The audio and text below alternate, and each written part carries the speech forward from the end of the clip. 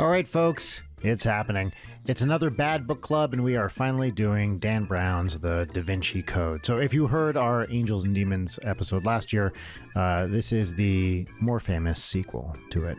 There is a video version of this week's episode available at patreon.com/latenight, as well as an ad-free episode. Sign up at any tier over there to get access to those. And enjoy this one. This is the first of two parts because we have a lot to say about this.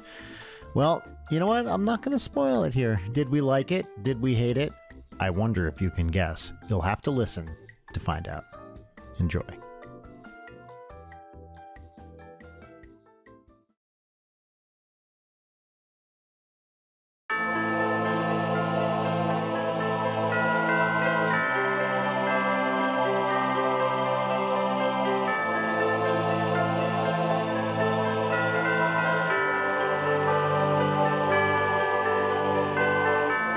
Well, everyone, it's a momentous occasion today. It's finally happening. That's right. Finally happening. We've been talking about it for a long time. Mm-hmm. And because due to fires and the general atmosphere, we did not want to ask a guest to come on our dumb show. Yep. And so it's time for yet another, my favorite type of episode, Bad Book Club. Bad Book Club number 3, 4? Are we counting individual episodes? No. Book. We did Ready Player One. We did Angels and Demons. Dawn. And Breaking Dawn. So this is number 4. Yes. Mm-hmm. And well, which book are we doing? We haven't said it. We haven't. Due to the fact that the Angels and Demons two-parter was by far, by like 400%, our most listened to episodes last year. 400? Wow. Yes. And because the well is so deep of a particular man's literary sins. The chalice, I would say. The sacred feminine chalice. Mm-hmm. Leighton, we're going to be empowering you all episode, so don't get into this too early. Sorry, did you just call me Leighton? That's not my proper title. My proper title is Dr. Elizabeth Agrigio, etymological illuminatrix at the University of Yale. University of Yale. Very nice. And my name is Dr. Brian Wecht, theoretical physicist. Yeah. Theoretical quantum physicist? Mm-hmm.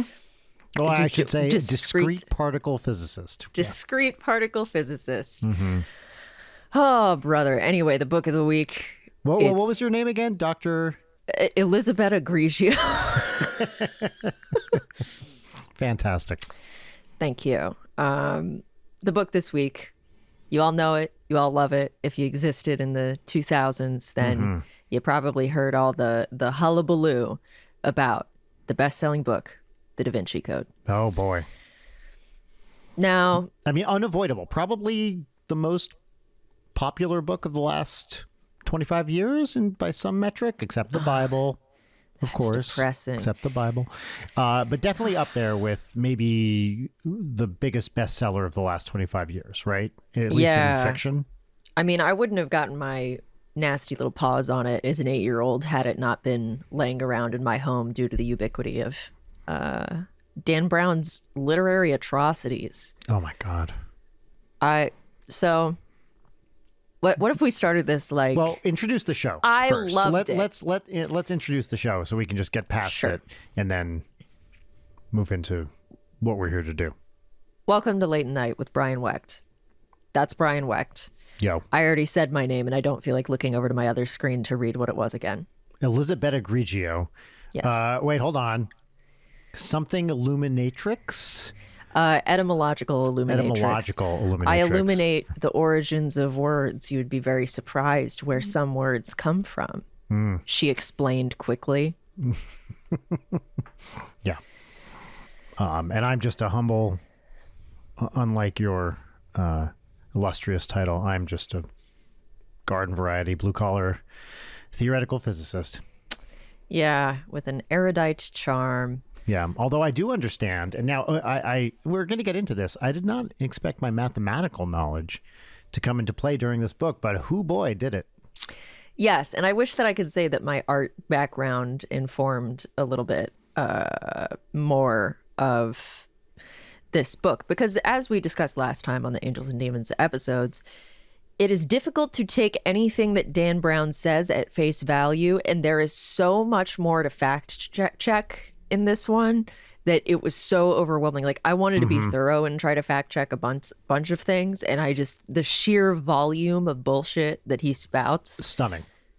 Yeah. Now, do we want to start with overall thoughts and then get into some specifics? So, let's deal with your history. Now, you're, I believe the term is you're a brunette, right? Someone who really loves Dan Brown, part of his legion of female fans.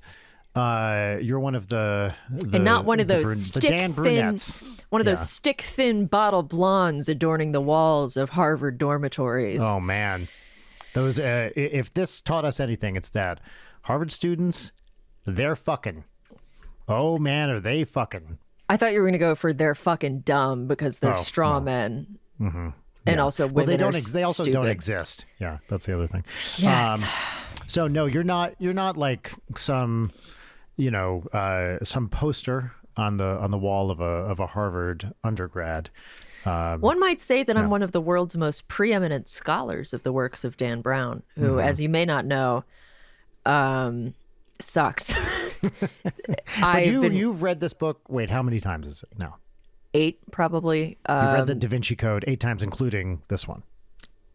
Yeah, probably. I mean, it's hard to count because I first read the book when I was 8, because I was a precocious little youngster, and then the Dan Brown books were like my favorite books from the ages of like 10 to 16. Like, That's I carried a good age for them. Yep. Waterlogged copies of both Angels and Demons and Deception Point, which were my favorites, in my hoodie pocket around school. Like, I literally always had I had that thing on me. I had Angels and Demons in my hoodie pocket. You had that thing. I was pregnant with literature. Yeah. Wait, were they waterlogged because while you were in the car one day with your family, someone forced you off a bridge into a river? No, everyone I've ever known died in a coincidental hot air balloon accident. So that's my tragic backstory. But no, I dropped it in the bath because I was reading it in the bath. Oh, which nice. Broke my heart, and I was sitting there with a hairdryer just despairing. Wait, as a kid? Oh, yeah. Yeah.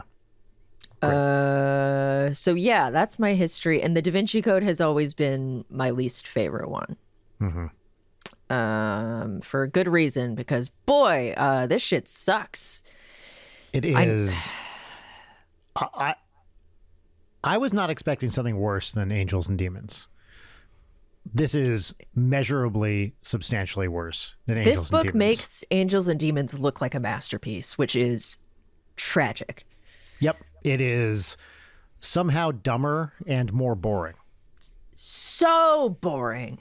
Oh my God. Angels and Demons has action. It has helicopters blowing up. It has a race against time. It has a bomb. Yep. What does this book have? Vaginas. Larry Teabags. Yeah. Dr. Larry Teabags. Now, believe me, it occurred to me that we should maybe be calling this show Lee Teabag Night with Brian Wecht, just for this week. I too had that thought. Oh, well, Yeah. You made a bold claim via text the other night that you said that you thought this book was worse than Breaking Dawn. I think that because of what it aspires to be, this book is worse than Breaking Dawn. Breaking Dawn is a silly vampire romance that, yes, sucks, and yes, I hated reading it. Also, as we know, I came in without knowing much. Breaking Dawn at least doesn't aspire to be smart, right? I bet if you ask Stephanie Meyer, is this a good book? Is this a smart book? She would probably say yes, but it is not. There are no long stretches where she's trying to explain history and math and art and, the Bible and all of Western civilization. And the secret meaning behind everything. Yes, the secret meaning behind everything. This book commits the cardinal sin of, that's a callback there, folks. Cardinal Mortati sin? Yeah. Of pretending that it's explaining shit that it is very obviously making up. And it is borderline insane. While also claiming, here, I'll do my first. Oh, yes, please.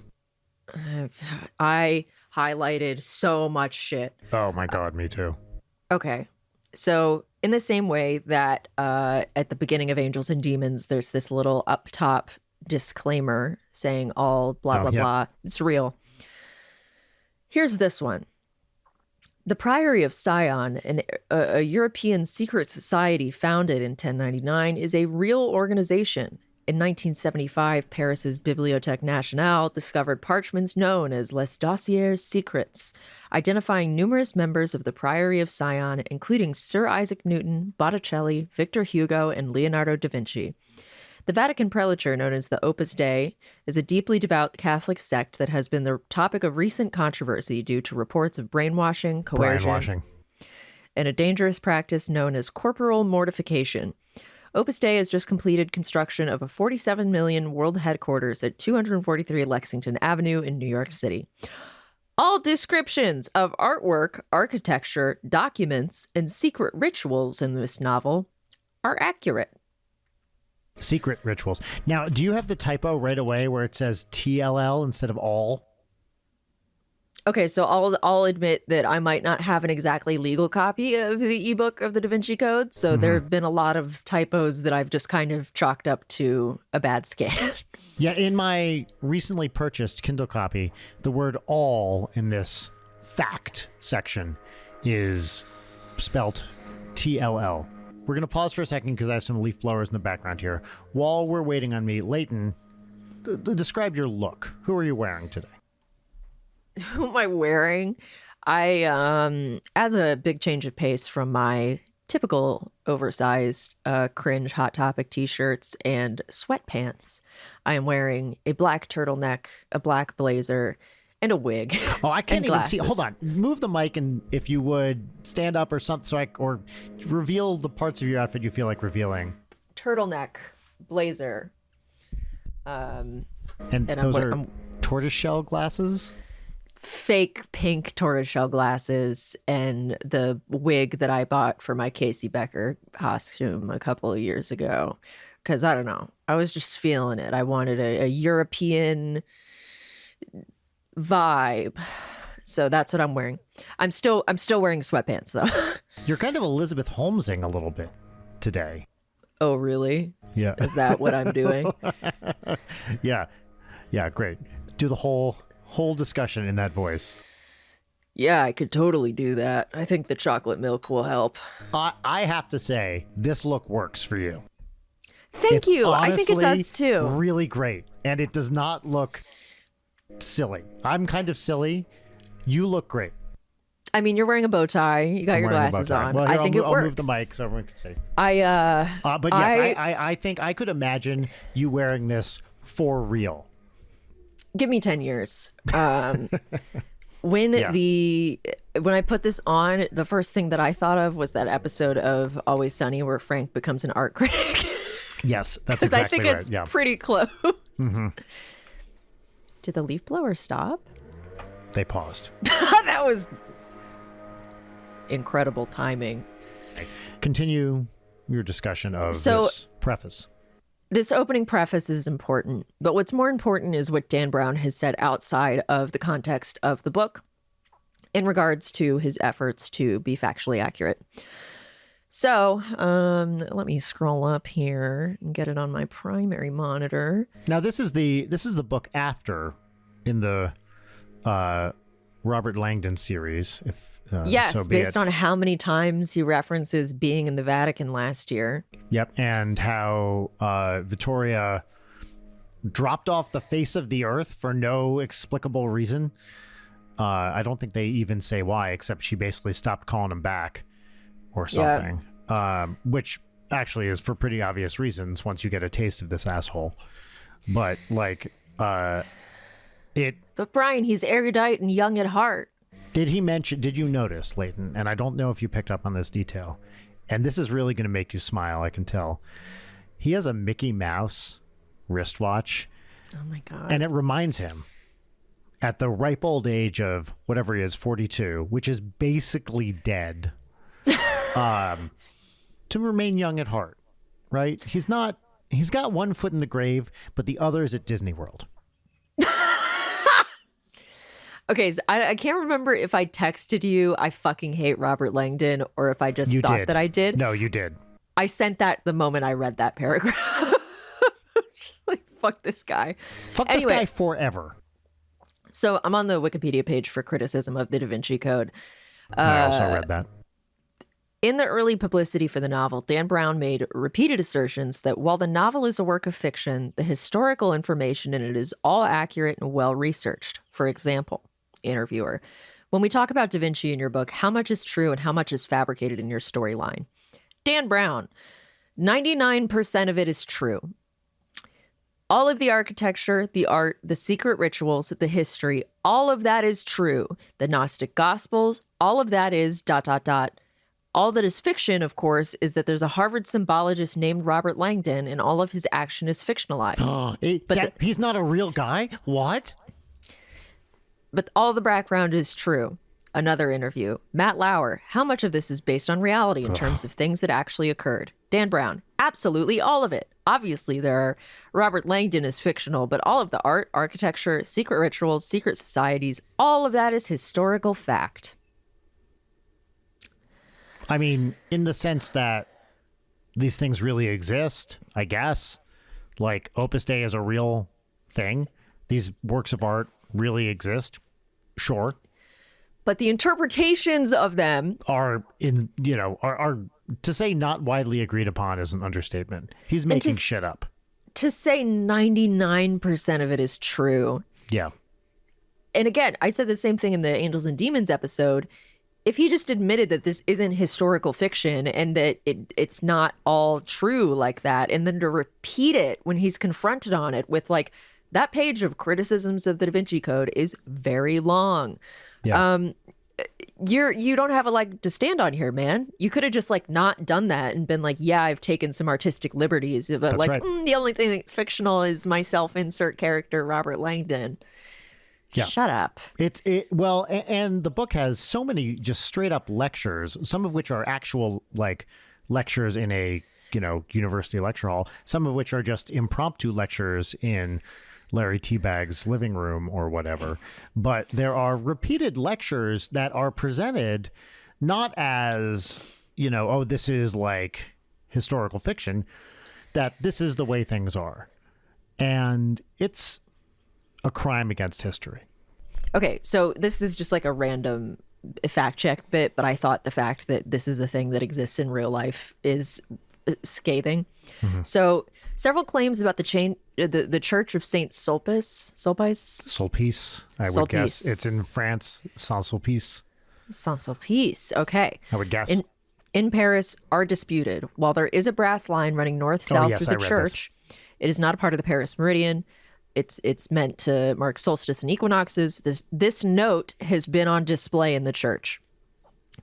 Contrary to fanciful allegations in a recent best-selling novel, which one? The Line in the Floor, is not a vestige of a pagan temple. No such temple ever existed in this place. It was never called a rose line. It does not coincide with the meridian traced through the middle of the Paris Observatory, which serves as a reference for maps where longitudes are measured in degrees east or west of Paris. Please also note that the letters P and S and the small round windows at both ends of the transept refer to Peter and Sulpice, the patron saints of the church, and not an imaginary quote-unquote priory of Sion. The idea of some pissed off church person having to put that note up is amazing. Because to this day, there are a billion people that stop by who are like, oh, what is it? Yeah, that's the name for the book. In Rome, they still have Da Vinci Code, or not, Angels and Demons tours. I'm sure they have the same in Paris. Yeah. Unimaginable. And again, as you say, a complete self-own. Just like... you don't need to say what's fact or not. You don't need to pretend that this is all real. Honestly, I think my criticisms of the book would decrease. It's still very badly written by any possible metric. If it's any indication that an 8-year-old could read Yeah. this and be very confused, but follow what's happening. That's right. But if it wasn't masquerading as accurate, that would be it would mitigate a lot of the bad stuff I have to say about it. Yeah, and I really wanted to do like an exhaustive fact check of all of the claims that are made in this book, but there are so many of them, and there's just no reason to trust him on anything. If Angels and Demons alone is any indication, just everything in this sounds like bullshit, and it's always presented as like, I bet you didn't know that XYZ, and it's like, I don't have the bandwidth to search every single one of these bullshit claims out. Some of them are probably true, but how could you know? I did one right off the bat. In chapter 3, he says, they're talking about the Louvre. Art Buchwald had once boasted he'd seen all 3 masterpieces in 5 minutes and 56 seconds. I was like, really? Art Buchwald? I'm actually not sure how you say his name. Buchwald? I don't know. And I was like, that doesn't sound like he's like an old columnist. Really? So I looked it up. Art Buchwald wrote a column about a guy who claimed he had seen all 3 in that time period. And it's like, it was a very easy fact check. It took 2 seconds of Googling. Now, when this was written, Google was not a thing. It was a little harder to verify. Is that true?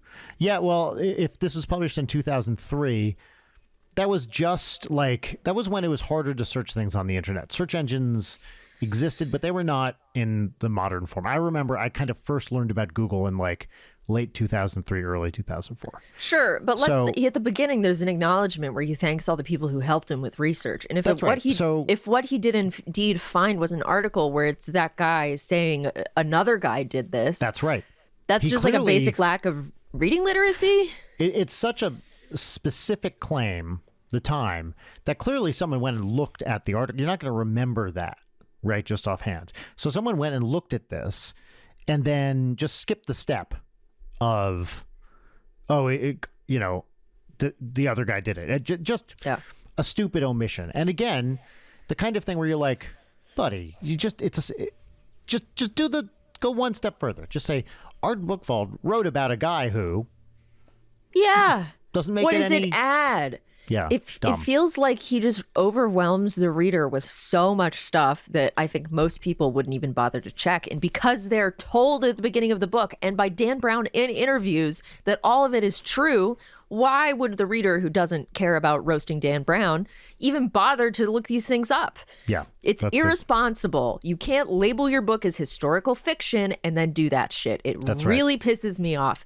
Even though the reflection of my ring light is showing hearts in my eyes, it's the opposite of that. Look at that. Yeah. I didn't even notice that right now. Another way in which this book is worse, shockingly, than Angels and Demons, it is much less horny. And in retrospect, although the horniness of Angels and Demons was fairly off-putting, at least it gave it some stank that the Da Vinci Code just simply doesn't have. And the Da Vinci Code, in a way that Angels and Demons doesn't, the Da Vinci Code has explicit fuck rituals in it. It's got people fucking in it directly. This is part of the story. In fact, it's a big plot point, right? It's a part of Sophie's backstory, right? That she once saw 2 people fucking. And that traumatized her so much. I don't want to get into my whole issue. This was like one of my biggest issues with the book reading it this time, among many other big issues. We'll get to that later. Yes. I think we have to do some groundwork to get up to that. But I agree. It's less horny. At least the antagonist, the primary initial antagonist, isn't as horny, although I did flag a couple of places where he's like tingling with anticipation. Yes. But I was tingling with anticipation too. Every time that percentage read went up, I was tingling with anticipation that I was closer to being done. That third act drags. Yes. Like a car with 3 flat tires. The first act drags. The second act, it moves a little better. And then the third act, it's like, why isn't this fucking over? What are we doing? Yeah. Yeah, because I think I texted you. I was like 2/3 of the way in. And and I was like, I am 2/3 of the way in, and it feels like this hasn't even started yet. Because the action, comparatively, looking at the beats of the story, it nothing interesting happens. No. It's just like a lot of talking and then being like Robert Langdon explained quickly. Sacred feminine, divine femininity, sacred feminine, sacred feminine, sacred feminine, sacred feminine. Book has one female character. There's two. Oh, there's a librarian. Sorry, right. There's the librarian, and then there's the Sophie. lady at the end. There's the women in the sex cult ritual.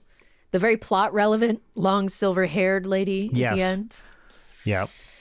God, you're so right. There's one significant female character, and there's another who also seems to not understand anything about her job. And then there's one, I would say, passing female character who helps them, who's a librarian, which is... There's a nun. Oh, there is a... I'm sorry, you're right. There is who a dies. nun who dies, yes.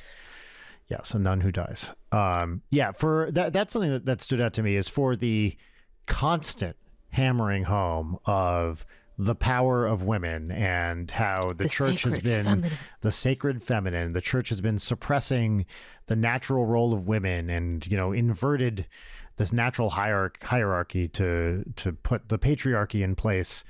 That the guy seems to basically not include any notable women in his book. So it's just bananas aggressively, every male character that interacts or talks or thinks about Sophie is so aggressively sexist about her, including Robert. Like there's we haven't gotten into the readings yet, but it's just like anytime anyone thinks or talks about her, it's like how her hair smells and how she's hot and it's distracting. And then also she's bad at her job. Yeah, well, that was the other thing which we can get into is she is a what's her exact job title? She's a cryptologist with some kind of law enforcement, right? In Paris. Yeah. Anyway, she's some kind of professional cryptologist, which, as far as I know, is not a job that most law enforcement agencies have. But she also seems to not understand something that is later revealed to be the most basic thing that you would teach in something that's like freshman cryptology, which is a fucking stupid idea anyway. And Robert Langdon lectures her on it, and that's how she remembers, the most basic cipher. Yeah. So I'm not going to say she's like the worst written character, female character in history. That's definitely not true. She has agency. She's doing stuff, but she is weirdly dumb about stuff she should know. But it is such a self-own to go make ostensibly the whole point of the book is women are important, and yet there is a significant dearth of female empowerment in the actual plot of the book. Dumb.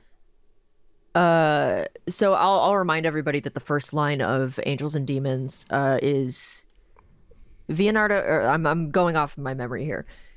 Leonardo Vetra smelled the scent of burning flesh, and he knew it was his own. Dan Brown really likes to do this thing where the prologue of a book is always a murder of the primary figure who's the kind of puzzle master. And Dan Brown's reputation. So the opening lines of the prologue: the Louvre Museum, Paris, 10:46 p.m. Renewed... I don't know why I can't read today. Renowned creator Jacques Sonnier staggered through the vaulted archway of the museum's grand gallery. He lunged for the nearest painting he could see, a Caravaggio. Grabbing the gilded frame, the 76-year-old man heaved the masterpiece towards himself until it tore from the wall, and Sonnier collapsed backward in a heap beneath the canvas. And I'm not going to read this whole prologue because it's a lot longer. Now, wait, sorry, you're about to make a point, but then I want to say something here. But it also introduces us to our assassin character in this book, who, at least thankfully, isn't a horrible racial stereotype who has no characteristics other than being evil and brown. The difference this time, though, is that the man is an albino, and the way that I think I missed that. I'm not. Does he mention that ever? Like, I really think I missed that one detail. it is his defining characteristic, and the way that Brown writes about it is just so gross. And it's like not even gross. It's like, why did you do this? Did you need to pick a thing to make your assassin scarier that wasn't just, you know, you were like, I already did the racism thing makes him scary. Yeah, that's right. This one's scary because he has what is albinism a gene thing? I think it's genetic. I'm not totally sure. Yeah, but yeah, just because he has a genetic thing. There's not really any relevance to this. It's just because without that, like, what is there to his character other than he's like self-harm girly? And it's such a for Jesus. Yes, well, that's definitely true. That guy loves his little horny pain belt that he puts on his leg. How do you pronounce the thing that you call it? Starts with a C. I forget what the word. Yeah, Salice. I'm not sure. That would be my guess. I can't remember even the word. But yeah, he just needed to pick like an othering characteristic.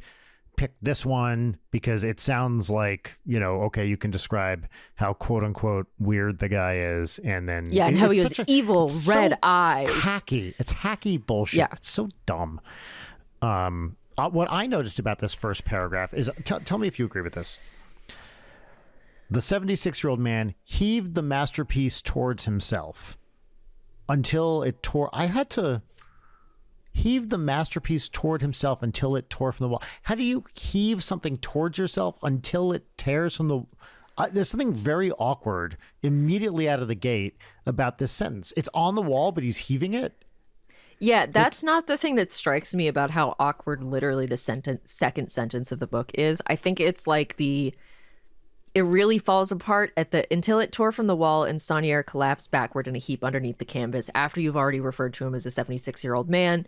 Like, Dan, punch it up. This can be like a little snappier. Like, I hate Angels and Demons, and I think the opening of Angels and Demons is bad, but Leonardo Vetro smelled burning flesh and knew it was his own is at least like a punchy start. That is a fine, fun sentence to start a book with. This one, immediately out of the gate, I had to like reread this a couple times to figure out what was going on, because I didn't understand. How do you heave something towards yourself before it's moving, right? Doesn't heaving imply that it's moving?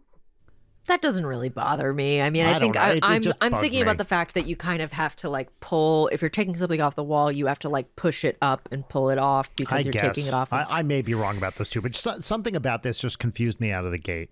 Here's the thing. Dan Brown is at such a bitch eating crackers level for me that there are things that are probably totally innocuous in this that I got really mad about. Oh yeah, no, same. Absolutely. I highlighted a lot of this stuff. When was the last time you heard someone in real life say, "It cannot be"? Yeah. Oh, well, all the time. You know, in my house, that's kind of what Audrey's catchphrase is. Smirking calmly is a phrase that Smirking calmly. Me too. Yeah. Can I do it? There it is. That's pretty good. Smirking calmly. There's a lot of smirking and smug smile and... Yep. I like... Here's my favorite thing. This takes place, a significant part of the book, maybe 2/3, in France. And you know it's in France because occasionally he stops writing in English to just write a word in French or write a place name in French, or a French guy is talking in English and just says a word in French. Which, yes, if you're bilingual, people do that from time to time. Or immediately translates the sentence into English while speaking to another French person. And there's also a fucking... Now, this may be true, but I don't believe anything Dan Brown says. There is a stupid justification why all the clues and stuff are in English, because it's a pure language that the church couldn't read. Now, that does not seem right to me at all. Maybe that's true, but I don't believe anything this fucker says. I mean, he did the same thing in Angels and Demons if it's the language of science. Yeah, exactly. It's this stupid justification where sort of if you didn't point it out, it might even be better. But then the fact that you're justifying it makes it seem so much dumber in retrospect. Yes. It's, we might as well get into the meat of this. Well, yeah. Any other shit broad brushstrokes you wanted to go over first? No, let's just get into it. There's so much I highlighted. There's so much I want to go off about. Let's do it. It starts after the prologue in the exact same manner that Angels and Demons did, which is Langdon waking up in the middle of the night. I think a classic writing, screenplay writing, or book writing thing, don't fucking start your story with the main character waking up. I get it. He's woken up in the middle of the night by a call, and that's like a big part of it. But like, God, how hack can you be? Yes. I need to get to the part where he's sucking his own dick for a while because it's insane. So, blah, blah, blah. He's in a hotel in France and he's been woken up to a message that somebody really needs to talk to him right now. He turned and gazed tiredly into the full-length mirror across the room. Oh, here we go. The man staring back at him was a stranger, tousled and weary. You need a vacation, Robert. The past year had taken a heavy toll on him, but he didn't appreciate seeing proof in the mirror. His usually sharp blue eyes looked hazy and drawn tonight. A dark stubble was shrouding his strong jaw and dimpled chin. Around his temples, the gray highlights were advancing, making their way deeper into his thicket of coarse black hair. Although his female colleagues insisted the gray only accentuated his bookish appeal, Langdon knew better. If Boston Magazine could see me now. Last month, much to Langdon's embarrassment, Boston Magazine had listed him as one of the city's top 10 most intriguing people, a dubious honor that made him the brunt of endless ribbing by his Harvard colleagues. Tonight, 3,000 miles from home, the accolade had resurfaced to haunt him at the lecture he had given. And then there's this thing. We're not going to read this part. We're not going to read it, but I need to skip to the part where they're introducing him. Oh, yeah. I believe there's a certain hyphenated word that yes, indeed. are about to comment upon. Okay, so the lady who's introducing him holds up a copy of said Boston Magazine. Langdon cringed. Where the hell did she get that? The hostess began reading choice excerpts from the inane article, and Langdon felt himself sinking lower and lower in his chair. 30 seconds later, the crowd was grinning, and the woman showed no signs of letting up. And Mr. Langdon's refusal to speak publicly about his unusual role in last year's Vatican conclave certainly wins him points on our intrigometer. The hostess goaded the crowd. Would you like to hear more? The crowd applauded. Somebody stop her. No, Langdon, please. Sorry, Leighton. You're going to have to say that in the mask voice. Somebody stop her. Langdon pleaded as she dove into the article again. Now, I needed to set that up because this is the highlighted bit that made me want to throw my phone across the room. I highlighted this part too. This is unimaginable. As if everything I just read wasn't bad enough. Like this whole like, oh, who, me? Oh my God, I'm ugly, but like I'm so hot with my gray hair. Although Professor Langdon might not be considered hunk handsome like some of our... handsome. You know that thing that women say? Hunk handsome? Yeah. Like some of our younger awardees. This 40-something... I gotta keep it together.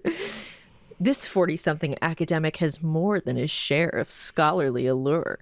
His captivating presence is punctuated by an unusually low baritone speaking voice. The unusually low baritone is called bass, by the way. Which his female students describe as, quote, chocolate for the ears. Now, God forbid that any male refer to Langdon as attractive, right? This is the thing. He goes so far out of his way to be like, and as the females said. Yeah. Like, Angels and Demons, too. Yeah, I know. It's just like... This like... Maybe he's just hot. This like, no, stop, don't, but, you know, keep doing it like, you know, faux humility. Anyway, the hall erupted in laughter. Langdon forced an awkward smile. He knew what came next, some ridiculous line about Harrison Ford and Harris Tweed. And because this evening he had figured it was finally safe again to wear his Harris Tweed and Burberry turtleneck, he decided to take action. Harrison Ford and Harris Tweed is a war crime. Mm-hmm. Dan Brown's Straight to the Hague. That's the next Dan Brown book. Yep. God, he's so obsessed with how hot with how hot Robert Langdon is, but it's his self-insert. You just please don't look at the author photo on the back. I'm not describing myself. Yeah, it it is upsetting, this description. Chocolate for the ears. You know, people say that about late at night all the time. Yeah, top 10 most intriguing people in Boston Magazine. Just like, you know, I worked in academics. The idea that anyone's colleagues, least of all, okay. Now this takes place 20 years ago, but I was in academics 20 years ago. The idea that any of your colleagues would come up to you. Colleague doesn't say like staff, which also wouldn't fucking happen. But your colleagues would come up to you and be like, "Hey, hot stuff. I can really see your bookish appeal." And by the way, everyone has bookish appeal. They're academics. That gray is like looking really hot on you. Looking really erudite. Nobody would say that. Like, that is straight up harassment if you say that shit to a colleague anywhere. But no one is doing this. This is not the type of thing that would ever happen in any kind of academic environment without being comment on. Like, it's just terrible. I will say that this one is at least better on the front of, I mean, this is egregious, but that it doesn't have every single, first of all, there are more female characters in Angels and Demons than there are in this book by like a large magnitude. And in Angels and Demons, every single last one of them wants to fuck Robert. At least this one, like, I almost called her Vittoria. Sophie is kind of the only one because she's basically the only woman in the book. Yeah. There was another thing I highlighted at the end of this chapter. A little over a year ago, Langdon had received a photograph of a corpse and a similar request for help. 24 hours later, he had almost lost his life inside Vatican City. This photo was entirely different. And yet something about the scenario felt disquietingly familiar. Yeah, like how it's exactly the same fucking plot beats. I think that Dan repeatedly calls himself out in this way throughout the book. And on a similar note, how often he'll like get to the reveal of a solution to a puzzle and be like, this is the cleverest. It's so deceptively simple and yet so brilliant. And it's like, dude, don't stop sucking yourself off. This is uncomfortable. Also, did anyone help you write the puzzles for this? No, clearly not. And this is really the trick to writing this kind of book, I think. And I think we commented on this on Angels and Demons, is the puzzles are okay. Can we just skip to the puzzle? So, okay, he finds the corpse, or this guy dies. Langdon's called in. He goes to the Louvre. There's a naked old guy there, spread eagled, which is commented upon. And the guy had time to do apparently everything. He essentially went on a tour of the entire Louvre while he was bleeding out. And there is a numerical sequence and then a couple of words there. The words in this immediately scream anagram. To anyone with any knowledge of anything puzzly, you're like, oh, that's an anagram. Yeah. And in do you want to read what the things that are written are? Yes. Let me find this. Because I don't think I highlighted it. Yeah, I got it right here. I did to end a chapter. This is the end of chapter 4. I just wanted to highlight this as a particularly silly chapter ending. As he stood up, Langdon was beginning to suspect it was going to be a very long night. Oh my God, yes, I highlighted that too. There's so many instances, like, okay, this is hack bullshit. This is more on my bitch eating crackers level, but there are several phrases that pop up, not even that many times, but it bothers me that he uses them so much because they scream hack. Mm-hmm. One is, sure enough, XYZ. That shit bothers me. I don't like seeing anybody do it. You get one. He did it 3 times in the span of chapters, and it irritates me. Then there's also like, so much for XYZ. Yeah. Also, hacky, don't do it. Yeah. If you do it, do one, don't do multiple. My thing that bothered me like that, which I can't tell if it's an artifact of the ebook I'm reading, is a space followed by an ellipsis followed by a space, which happens a billion times. And to me is just an admission like, well, I didn't know how to write this part. Anyway, so Hold on. I have one more thing on Yes, the bitch please. eating crackers level. I find that every simile and analogy and metaphor that Dan Brown does in this book, and this is probably truly a purely me thing, when an author uses a lot of similes and things like that, I would hope that when they're doing it, they're adding something kind of like iterative or interesting, or comparing a situation to something that seems kind of discordant in a way that might reveal something about both of the things that they're referencing in the simile. Mm-hmm.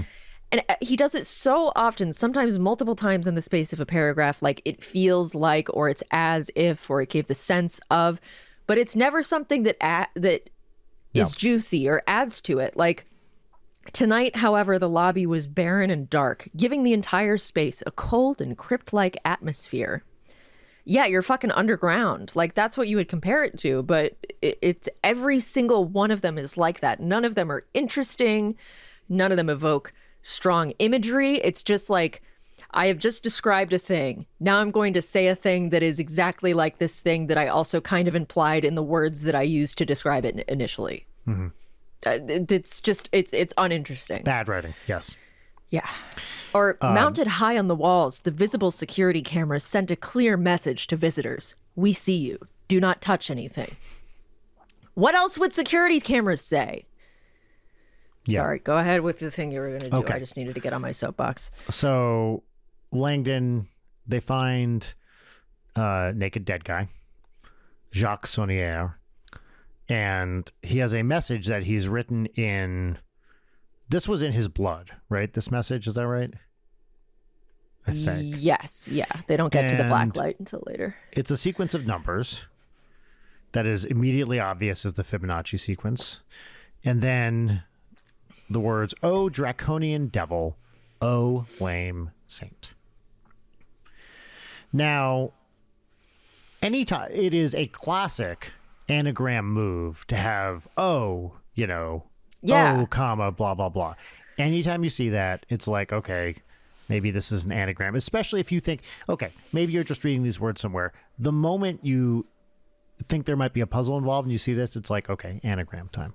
Yeah. The moment I'm not tooting my own horn here. The moment I saw this, oh, lame saint, is like, oh, that's the Mona Lisa, right? Okay, cool. The draconian devil took me slightly longer, but then I was like, oh, it's Leonardo da Vinci. Okay, great. Yeah. Not hard anagrams either. No, You're in the and fucking Louvre. I also want to be a little a pedant for a moment and do the one that everybody and their mother who has criticized this book for years has pointed out is the title of the book is the Da Vinci Code.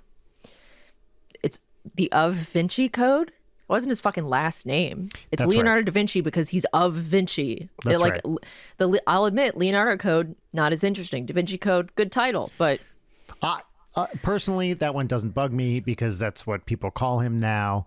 But he I would know, not but have. it's- As I understand it, he would not have called himself that. So it's oh, I'm so accurate. Everything you read about this is historical and Yeah. accurate. right. Suck my Stupid. dick. Yeah, exactly.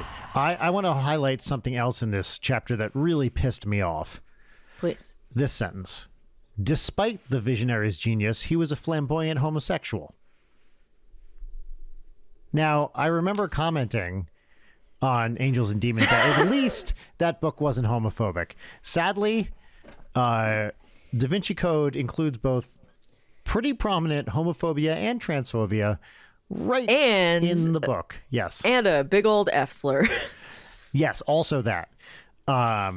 Which I'm lumping into the first part. But like, yeah, it somehow he managed to write a book without being homophobic. That is no longer the case for this book here. Now, I don't know. It's just like, despite. Yeah. What are we fucking despite is Despite, the word despite there really upsets me. yeah, because he's talking so much about like how Da Vinci, I'm going against the thing I just complained about, how Da Vinci wanted the like equal parts of masculine and feminine, and there's like a lot of androgyny in his work and all of these other kind of like vast conspiracy feeling things about like the duality of male and female. Right. And then there's just like a shit ton of transphobic stuff in it where it's like, okay, if you actually believe that there is like beauty to this, or like beauty about like things embodying multiple things among the spectrum of gender, you would not talk about it like this. No, totally. Yeah. And look, this is obviously what I'm saying here, but this, not even implication, but direct implicate what's, I don't know, the fact that he is directly using the word despite to imply that genius, but on the other hand, even though he was a genius, he was also gay, is like, what are you talking about? Remind me, does it say flamboyant in that line? Flamboyant and homosexual, which first of all, hack adjective there. Yeah. Second of all, it's just distasteful. How do you know that? And stupid. As if some of the smartest people in the history of the world weren't gay. Yeah, which for as much as he cares about scientists and history, like, shut the fuck up. And also, like, the only reason that he would have cared so much, that Da Vinci would have cared so much about the duality of male and female would be because he's gay. It's disingenuous. I totally agree. Yeah. Yeah. So anyway, that bugged me in this chapter as well. The fact that people who are supposedly the best people in the world at puzzles are looking at these and are like, oh my God, what a devious riddle. You should all be fired. Yeah. Then the answer is always shockingly simple. It's like, also, okay, so we should mention that, like, as almost called him Vetra again, as Saunier is dying, he arranges himself into Da Vinci's Vitruvian Man. Yeah. That's important. And so there's this bit where... And he's naked. Yes, there's this bit where Langdon is talking about, like, pentacles. Totally naked. Just laying there, hog out, splayed on the floor, bleeding out. Yeah. Or he's talking about pentacles, and he's talking about how, like, Christians will take pagan symbols and turn them into their own thing. In the battle between the pagan symbols and Christian symbols, the pagans lost. Poseidon's trident became the devil's pitchfork. The wise crone's pointed hat became the symbol of a witch, and Venus's pentacle became a sign of the devil. Langdon paused. Unfortunately, the United States military has also perverted the pentacle. It's now our foremost symbol of war. We paint it on all our fighter jets and hang it on the shoulders of all our generals. So much for the goddess of love and beauty. A star. He's talking about a star. First of all, just a star, so much. Right? He's talking about a fucking star. Also, it's not like there's any other major American symbology in which there are stars prominently, perhaps like our flag. Yeah. Good God. No, exactly. And it's said with this authority that it is so off-putting. I really hate the lecturing in this book more than I hated the physics lecturing in Angels and Demons. Yeah, because, and we can get to this later when we get more into it, but in reading some of the fact checking that I've done from like biblical scholars, which take with a grain of salt, but that like a lot of the shit about the Priory of Sion and like members of the cult, the only text that talks about this stuff, the guy was a hack who got sued and arrested for fraud, and everything in the thing that he had written was disproven. You read this shit, so it was disproven. So one of your core sources that you're basing most of the suppositions that you're making in this book about cults that are supposedly historically accurate are from a hack. Like with like. I want to highlight the end of chapter 8 as well. How do you pronounce this guy's name? Foch? There's no accent. Foch. I think I was doing it like fash, like a little fascist. Yeah, that's what I was too.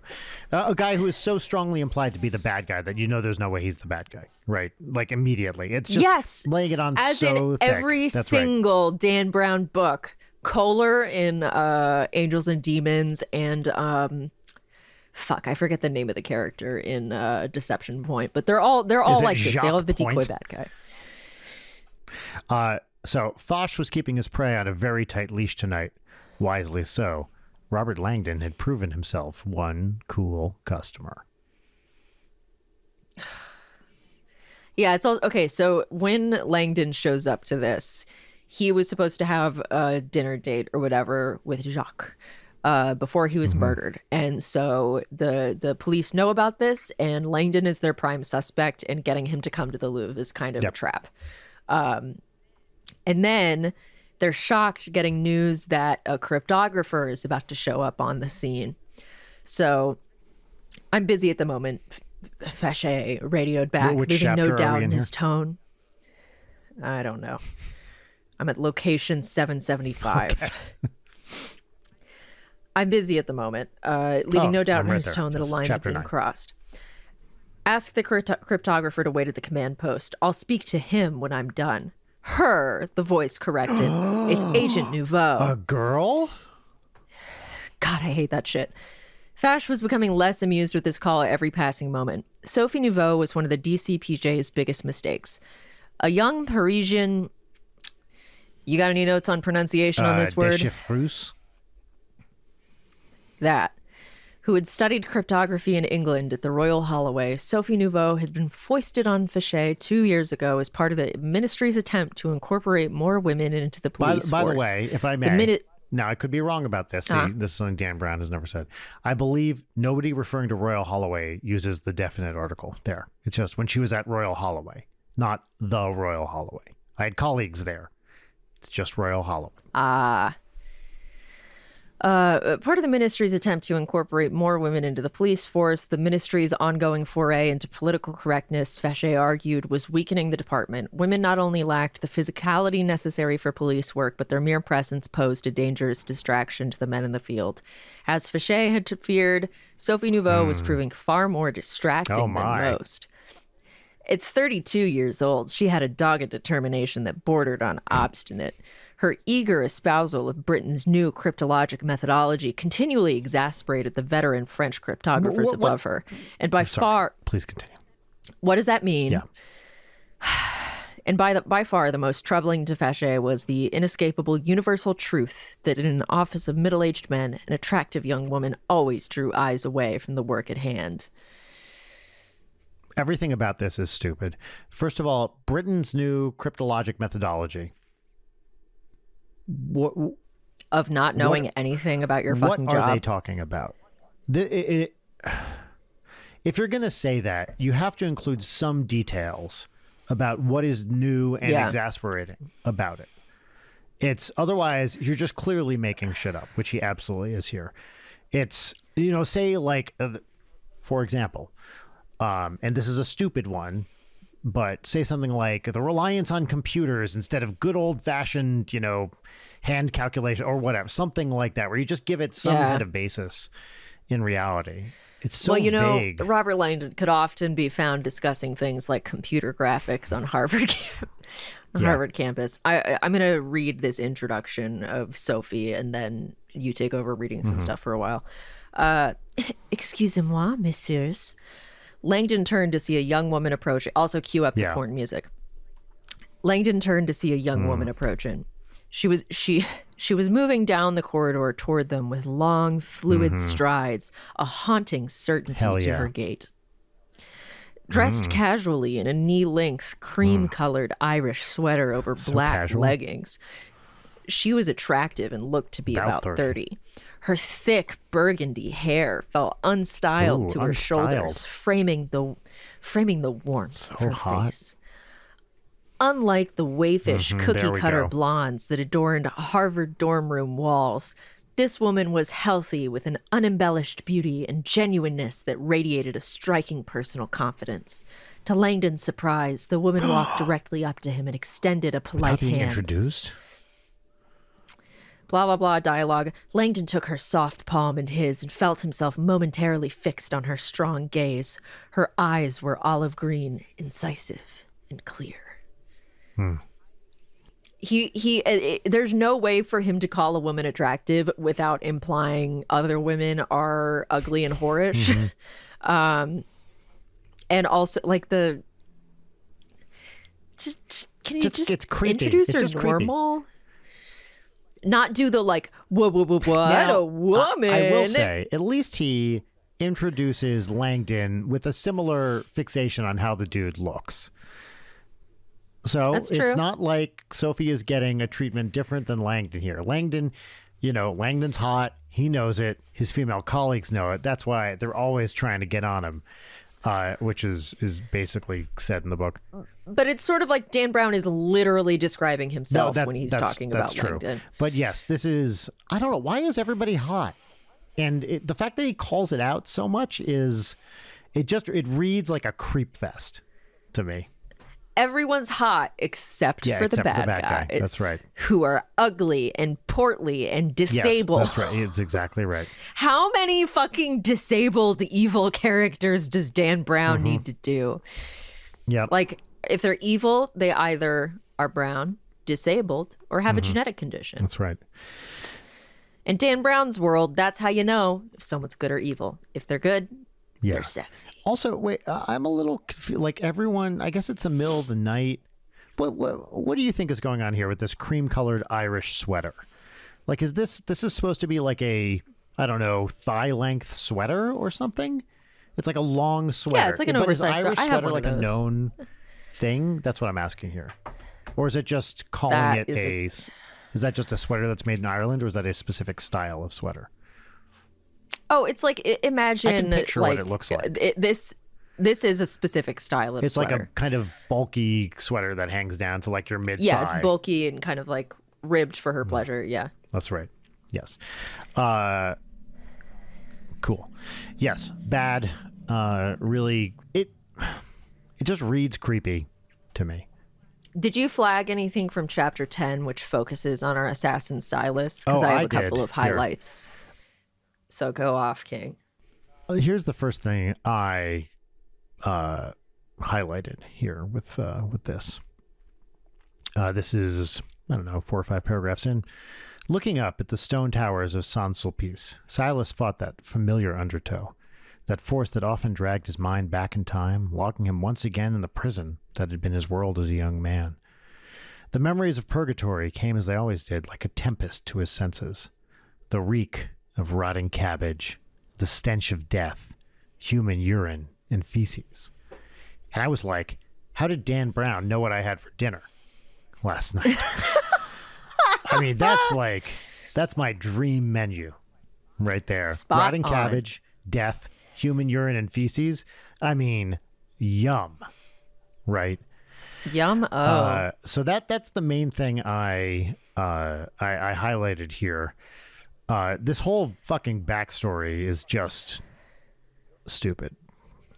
What I highlighted from chapter 10, his strange appearance made him an outcast among the other young runaways, and he was forced to live alone in the basement of a dilapidated factory, eating stolen fruit and raw fish from the dock.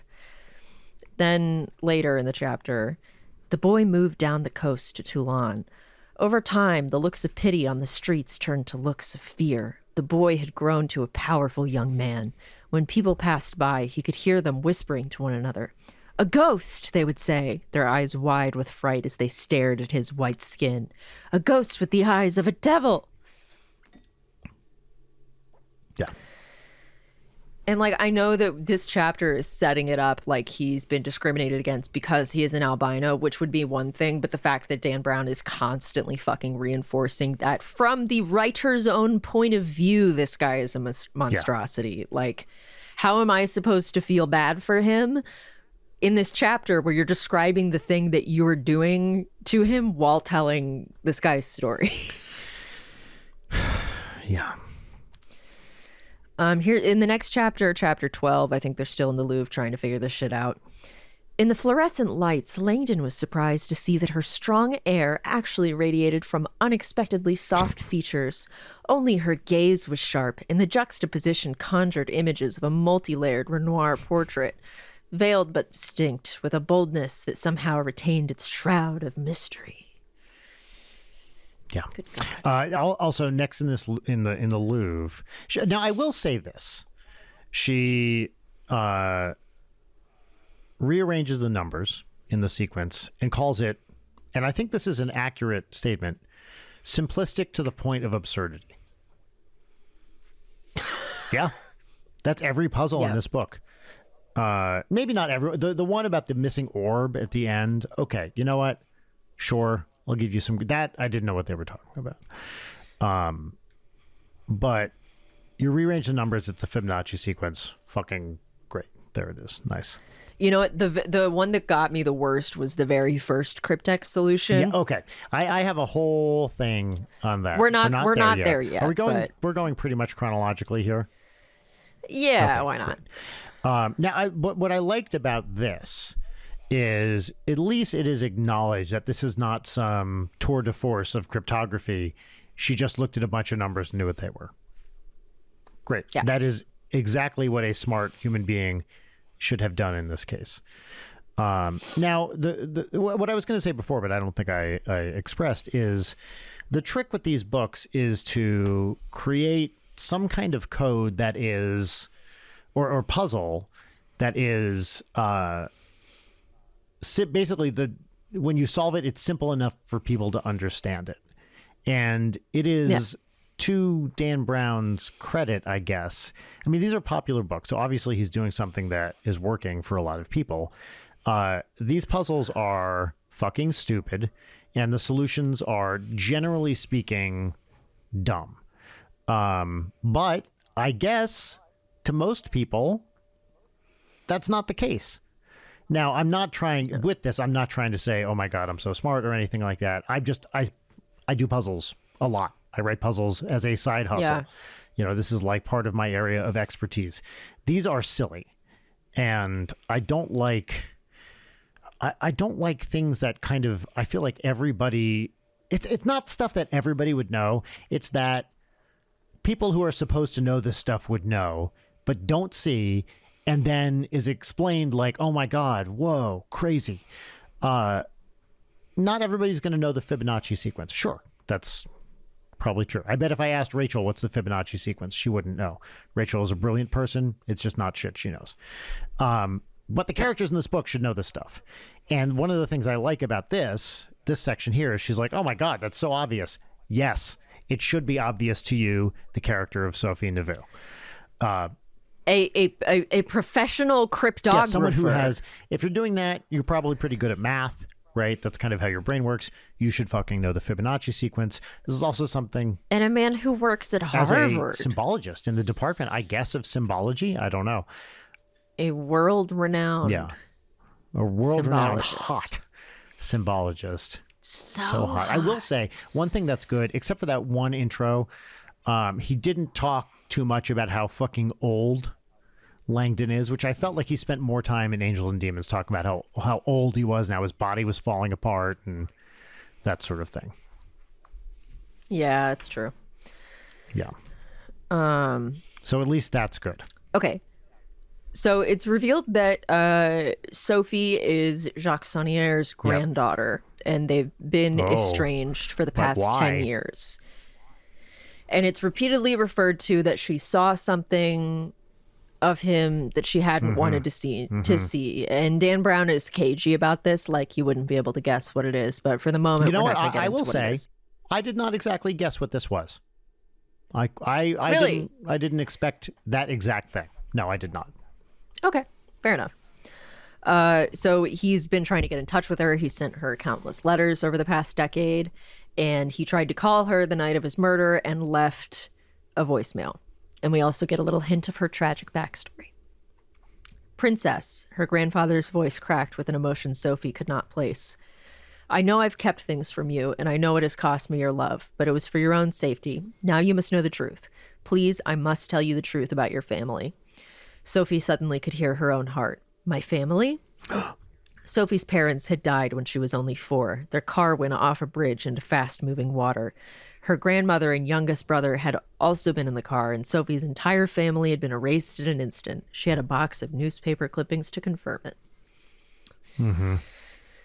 So this starts this whole thing about how she had stopped talking to her grandfather, and that will be important later. Yeah, which he drags out until way down the line here, which fine. I mean, he's doing cliffhangers left to right. And then once we find out what the whole story is... Should we just talk about it now?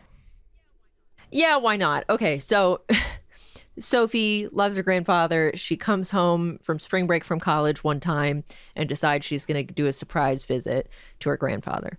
She goes to her grandfather's house. He's not there. She's like, oh, of course, he's probably at his summer house. I'm going to go there too. She goes. There are a bunch of cars, like fancy cars she doesn't recognize there. She goes inside. After letting herself in, doesn't see anyone. Then she starts looking around for a hidden entryway that she then goes into. And then she goes downstairs, and this is the part where the book will not tell you what it is for a really long time.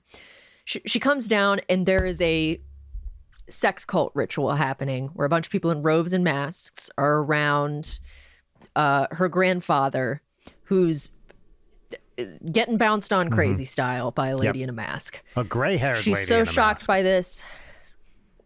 Important later. And she is so shocked that she immediately starts sobbing, rushes out, and never speaks to her grandfather again. I have problems with this because, A, don't show up unannounced. If you go to the house where he's supposed to be and he's not there, don't go to the other house. Like, fine. If you went there, sure, whatever. You see the nobody's there. Then you see a secret door that you've never seen before. You still decide to go down there. You see what's going on. If you see your grandfather getting bounced on, that's not his fault that you saw Yeah, that. I agree. You're the one who intruded on the privacy and didn't bother to, talk about it. You walked in on your grandfather boinking, like, whatever, fine. But don't show up unannounced. Go to a second location. Go to a secret door. Down a staircase.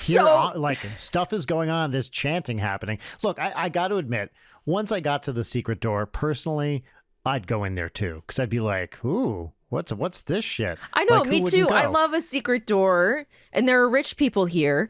But at the very least, how's that not a you problem? Like, okay, I saw my grandfather fucking. Like, okay, this is here's the other thing, and this is why it's dumb. This is a beloved grandfather, right? This is not some guy who raised her. This is not some guy you barely know. This is a person that you have deep affection for and history with. And now, because of something you saw, which granted is okay, maybe on the odd side. It's weird. You're going to just cut off all contact immediately without letting him explain. No. Sorry. This is not at the level of that. This is after you have snooped. You've shown up unannounced. This is a simpler version, but if the door to the bedroom is closed and you hear weird noises, also, maybe you don't need to open the door. This is also in France, where people love to fuck, right? Famously, something about France is that people love to fuck over there, right? This is not a prudish culture, traditionally, right? The fact that this, it's some sex ritual, that maybe is surprising, but you didn't see the guy murdering someone. Which is what the buildup makes it sound like. That 100%, he was committing some kind of sacrifice or something that feels very intentional to me, that you're going to see him like murdering someone or sacrificing someone. No, instead, he's, grinding on this lady. It's not like he involved you somehow, that he did it in a place where plausibly you would come in and see it. This was a ritual done in secret at a place that you weren't supposed to come to, yet you insinuated yourself into. In one of the fuckiest countries on earth. Like Sophie, I don't know what to tell you. That is fully a you problem. And it's like it's set up because this is further on the puzzle at the Louvre. There's a PS that says, P.S. Find Robert Langdon. And it's part of it is implied that like part of the reason why he wanted her to find Robert is so that he can explain this to her, of like what your grandfather was doing was actually really normal. Yeah, that's right. Silly. But then the fact that it is then couched as this normal, holy thing. It's part of, this kind of pagan sex stuff that used to be the holiest thing in the world until the church convinced us all that fucking is bad. I don't know. I mean, that honestly does not strain credulity. I don't know anything about this stuff. The fact that sex was important and, somewhat sacred, and then a different morality kind of stepped in and superseded that. Yeah, okay, I kind of buy that. I think maybe overstated a little bit here. Yeah. And look, no one wants to see their parents or grandparents, or for that matter, their grandparents boning. Wait, now, doesn't he make a reference to the weight of the woman bouncing on her grandfather? Oh, does he? I don't remember that. I forget exactly where it is, but it's something about sorry, she's right. not in the best of shape. She doesn't have a perfect body. That's right. Yeah. It's not the weight, but it's like she has a, the body an elderly woman would have. Yeah, no fucking shit. Are you mad that your grandfather wasn't having sex with like a Playboy bunny? I never knew my grandfather. I like to think that if I walked in on my grandfather in some kind of, let's be honest, really cool, like not even orgy, but like sex ritual thing. Yeah. And they're wearing masks, dudes getting laid. Maybe I don't know it's my grandma. Maybe I do. I don't know. I'd be like, hell yeah, get after it. Right. Yeah. Sounds like my grandpa is pretty cool. Yeah. Like you're whatever. Let's call it 70. Still fucking. That's rad. Yeah. Right. We all gotta love that. The fact that old people fucking. Now this is actually something I did want to comment on. I do like the fact that Dan Brown is basically explaining like, yeah, here's why old people fucking is awesome. You know what? Great. Yeah. I'm gonna stand up for that. I think we need to normalize old people fucking. For as much as the past 10 years has really had an influx of horror movies where the horror is supposed to come from like how disgusting the bodies or sexuality of older people are, which is just like, that's such a self-own for a person to do as a scary thing. It's like, oh, are you going to be 30 forever? Is that your thought? Yeah, that you stop exactly having being attractive or attracted to others like past the age of 30? Like, fucking grow up. Yeah. It's also strains belief that in the 10 years, if this is a thing that bothered her enough to cut off the relationship with a man who she essentially saw as her only family, she didn't bother once like looking this up. No, but talk to him. It's this plot device that I hate so much.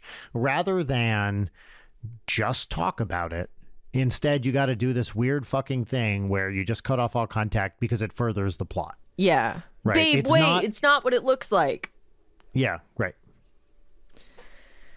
It's ridiculous. It just didn't seem plausible to me that she would cut it off. Especially again, more old people fucking, please. Like, and she comes around to it so quickly. The moment that Robert is like, Sophie, your grandfather was actually doing a super fucking sick and then cult rite. She's like, oh. Yeah, he was. What did she think he was doing? Here's why your granddad getting his rocks off while 12 other people watch is actually awesome. And she's like, oh yeah, sick as hell, bro. And then they pound it in and they walk off arm in arm to another sex ritual just down the road. Let's get our own sexual ritual going. Honestly, I did think for a while that's where the end was going to go, is like Angels and Demons. They're in like a hotel room or whatever it is in that one. I thought they were going to maybe be in a hotel room and they're going to put on masks or something and be like, hey, maybe we should try this for ourselves, right? There was, by the way, almost no way this was going to end with anything other than some kind of kiss, or I thought they were going to end up boning at the end. I know, me too. They did not. He had a little more restraint this time. Strongly implied that they're going to at some point in the future, right? Yeah. You know what I will say also? Here's a little point in this book's favor. Reasonable age difference between Sophie and Langdon to be paired off. It's maybe 10 years, which is okay. I'll take it. I feel like if you're above the age of 30, you're pretty fine with a decade age difference. Like, yes, Yeah, there are situations think there's situations in which that can be problematic, but there are plenty of situations where it's not. Whatever. She did not read like, she was 22 and he's like 63 or whatever. Totally fine. Yeah, because he's so old. Yeah, that's right.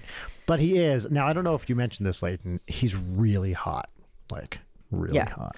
Now, did you, I actually not sure you caught this.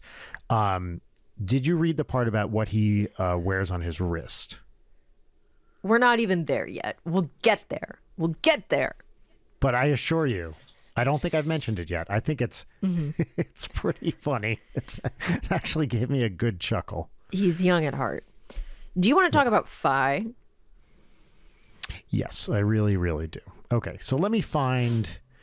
Oh, hold on. I just got to a part. Which chapter is that in? It is in chapter 20. Oh, here it is, chapter 20. Now, I do want to talk about... there are several... I'm almost reluctant to talk about this, but I'm just going to say it because it icked me out. The repeated discussion of teenage hookers. Yes! In this book. I just... scrub by it. They're nubile bodies. This is the one I'm looking at right now. And it's not just once. It's like multiple a few times. Yeah. Really, really, and really then a couple awful. of transphobic comments about some of those hookers too. Yep. Quote unquote hookers. He calls them hookers. I like this.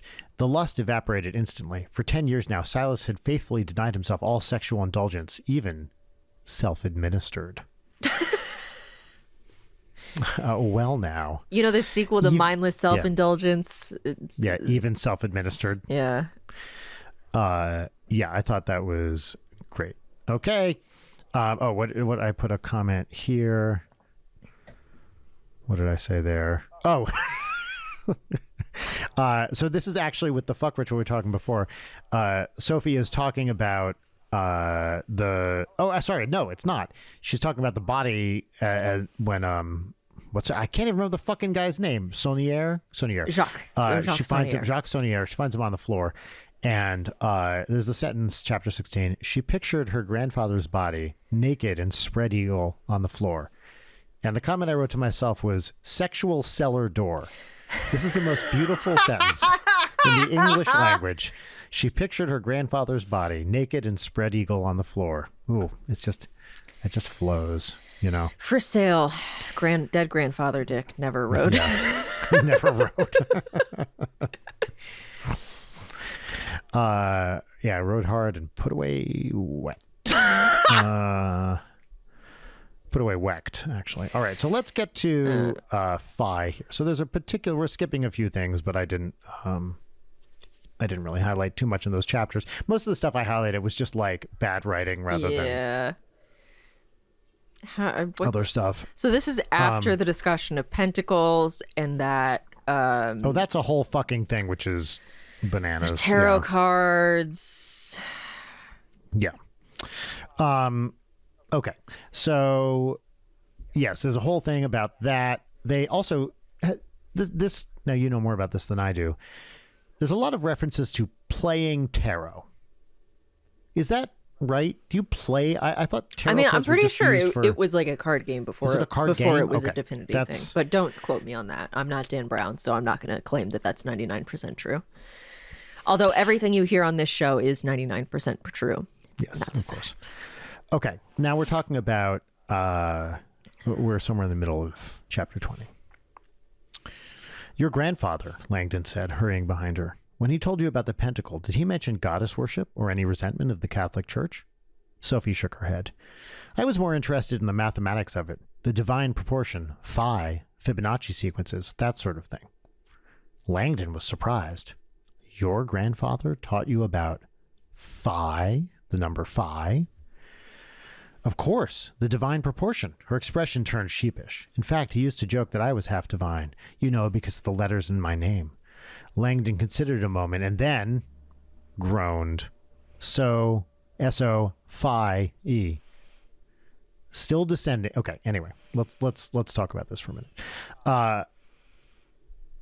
Dan Brown insists, for reasons that are utterly mysterious to me, at least in the ebook edition I'm reading, in rendering the letter phi in all caps, capital P, capital H, capital I.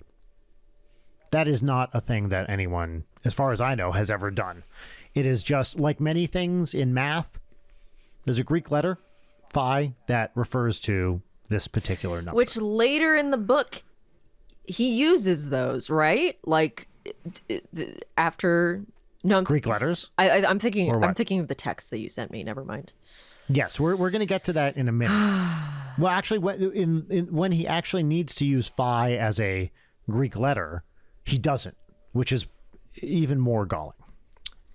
So, okay. So then we cut to a Dan Brown's signature, which is the classroom straw man flashback.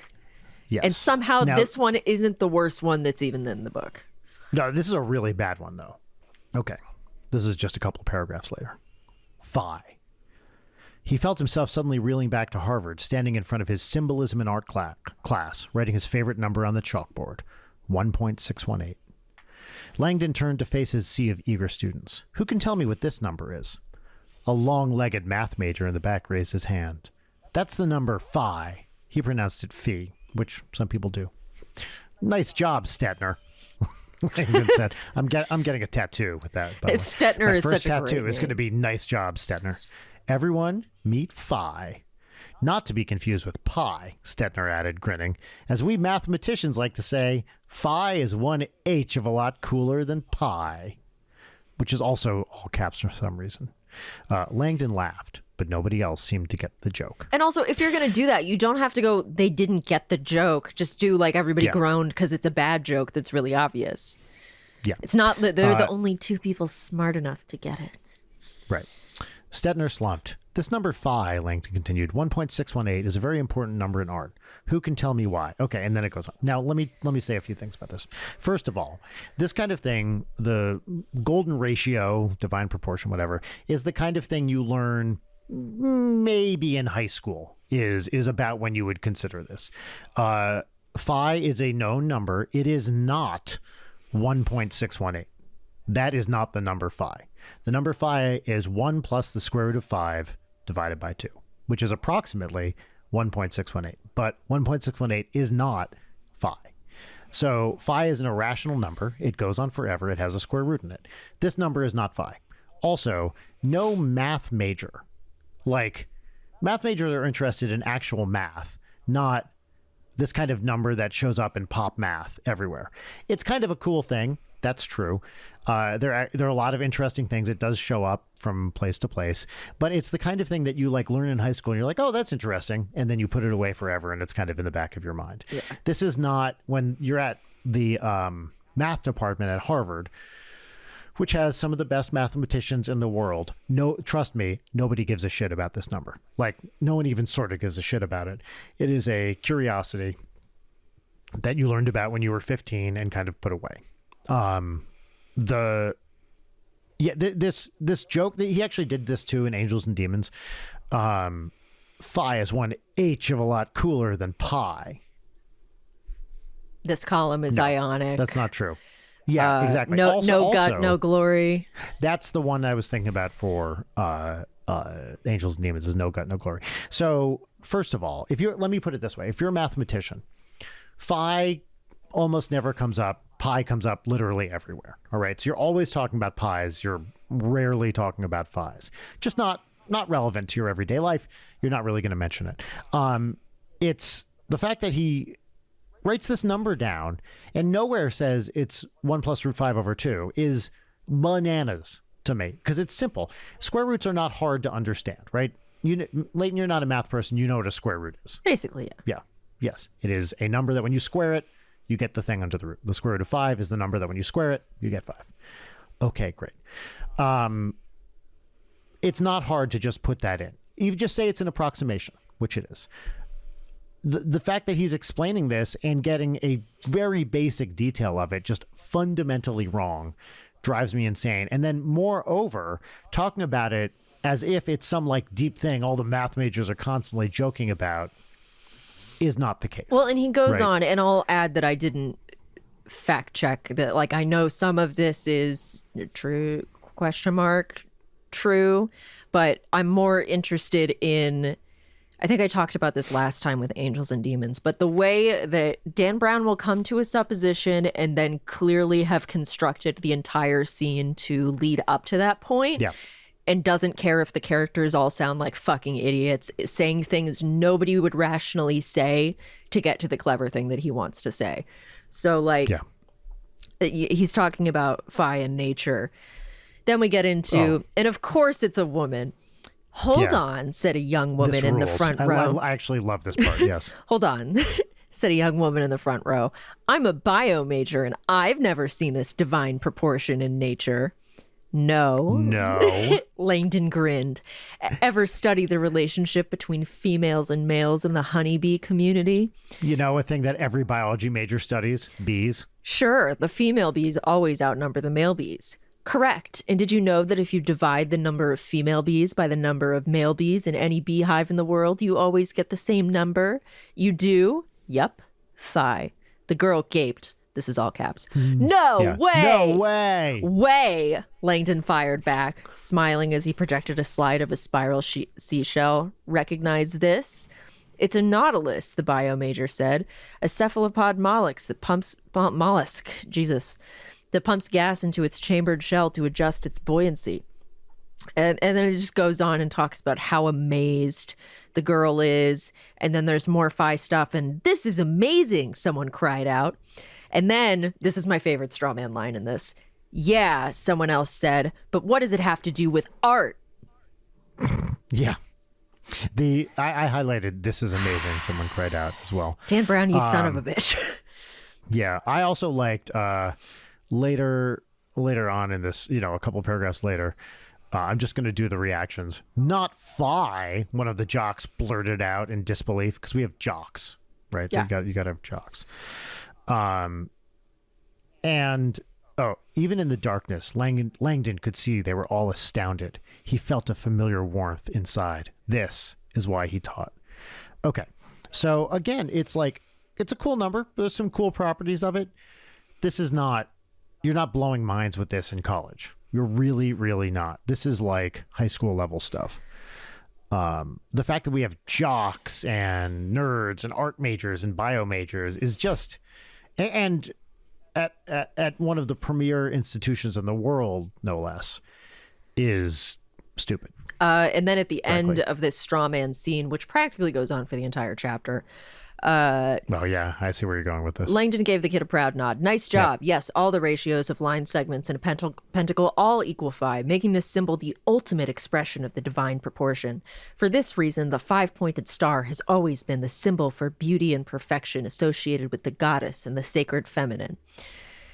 The girls in class beamed. One note, folks, we've only touched on Da Vinci today, but we'll be seeing a lot more of him this semester. Leonardo was a well-documented devotee of the ancient ways of the goddess. Tomorrow I'll show you his fresco The Last Supper, which is one of the most astonishing tributes to the sacred feminine you will ever see. You're kidding, right? Somebody said. I thought The Last Supper was about Jesus. Langdon winked. There are symbols hidden in places you would never imagine. It's like the guy's never been in a college classroom before, which is not true because I know he went to college. Yeah. This is not, conversations like this don't happen in college. It's dumb. Yeah. Dumb. Yeah.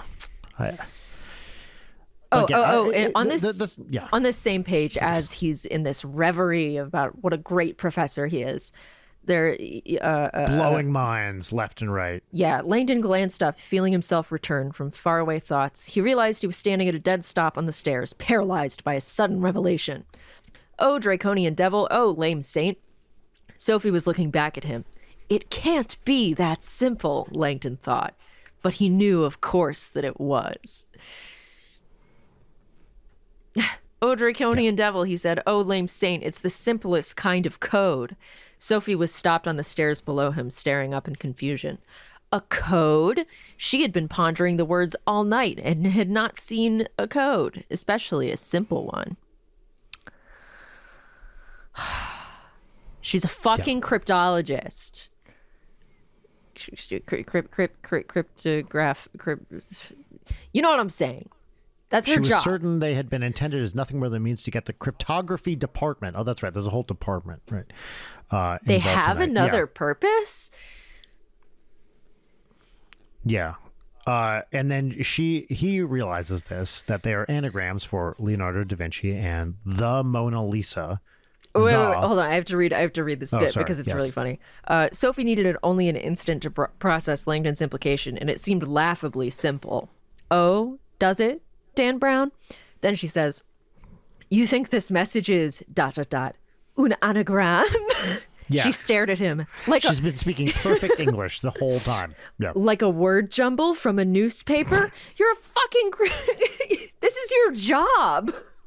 Yes. And again, not a complicated concept. Anagram. Everybody knows it, especially a professional cryptologist, cryptographer, whatever. Cryptographer, thank you. And it's also an easy one. That's the thing. Anagrams, you're in the Louvre. It's an anagram. It's right there. Also, the whole thing is about how her grandfather liked codes. Like, Yeah, and and also, did he just have this one up his sleeve? This is the thing. Okay, the guy's dying, right? Here's the thing that confuses me. The guy's dying. He realizes what he needs to do. Okay, he got shot. You know, he's bleeding out behind this gate. He's like, what do I do? I need to. He knows that. I think he knows the other people are dead. The three others or whatever it is. Yeah, right? the seneschal. I think he's aware. If he doesn't pass on this information to someone, then it dies with him, essentially, right? So he's got to get this key to his granddaughter. And he constructs... It's justified, and I can't quite remember why. This whole fucking thing that he presumably has to work out on the fly, right? As he's bleeding from his gut. Yes. So he hides it behind one painting. He writes the code. Was it on the glass of the Mona Lisa? Of the Mona Lisa, then went to a different painting to go to the back of the painting to put an object there. He also wrote on the object with the blacklight pen, which he also needed to have gotten. Then he does the shit around him and positions himself in his final resting position after stripping off all his clothes while bleeding profusely from his stomach. Right. That's right. And he had an hour to do it. So he also has to come up with this anagram like then and there, which I don't know, maybe he knows this one already, but yeah, just like dumb. And the PS in the message they figure out stands for Princess Sophie, which was his nickname for her. But yeah, the anagram is for it's the Mona Lisa, Leonardo da Vinci. Fucking duh. Yeah. You know I think that's what's yes, interesting please. too is Tell me that what's there was interesting. a plagiarism law or multiple plagiarism lawsuits against Dan Brown for the contents of this book. Yeah. I love that and it's a book that's referenced in this, and also the person lost the lawsuit against Dan Brown. But to be so bold as to take the name of one of the guys who wrote the book that he's ripping off and use that anagram for Teabing's name is he did? Crazy. Yeah, I missed that part. he did. And then What's the guy's name? I forget what it was, but it is a direct anagram. And then in the judgment for that case, the judge put an anagram in his little thing. It's like, hee hee. I'm cute. So just like in Angels and Demons, they had the ambigrams, right? They had the ambigrams. They can be upside. So now he's got anagrams, which are just as devious. And like 3 fucking anagrams in a row. Yeah, 3. That's right. And at least what I liked, am I remembering correctly, with Angels and Demons with the ambigrams, they were like, nobody knows how to do this. Not even computers could do this. Yeah, could do this. When it's like a pretty easy thing to do. With this one too, it's just like, these aren't hard, guys. Especially if she's much like, because it was a running thing that I'm getting all of the characters mixed up, that Vittoria and her father would do little puzzles together. She also lost her whole family. She was an orphan. Then Sophie doing puzzles with her father because she lost her whole family and is now an orphan. There are many, Yeah. many, many things that are exactly the same. But at least I feel like Victoria was a little smarter than Sophie is, because she is real dead weight It does feel that way, yes. in this book. Sophie exists to have things explained to her. Yes. And then say, oh, right, that's right. That makes sense. Yeah. I feel Like, like the one truly smart thing she does in this book, and I remember this vividly because this really impressed me as a kid, is because the police slip a tracker into Robert's pocket, and then she shoves it in a bar of soap and throws it onto a moving That's truck. the only smart thing she does. Yes. Yeah. Absolutely right. And there's a line where Robert's like, he was realizing one thing, that Sophie Nouveau was a hell of a lot smarter than he was. Yes. Yeah. It was going to be one hell of a Tuesday night. All right, listen, we're going to stop here for this week. Yes. We're going to pick this up. This is clearly a two-parter because we have more to say. Oh my God, and we're almost at 2 hours. And we're almost at 2 we hours. haven't even gotten to the thick of the plot where not much happens. Yes, the thick of the plot where Sophie's grandfather uses his thick hog to rail an old lady. Yeah. All right. Well, I love this book. It's great. Well, I have a lot of free-floating anger that I needed to channel into something. And Dan Brown, thank you. Yes, God bless. indeed. It's a good week to be mad at Dan Brown. Yeah. All right, folks, we will see you back here for part 2 of the Da Vinci Chode next week.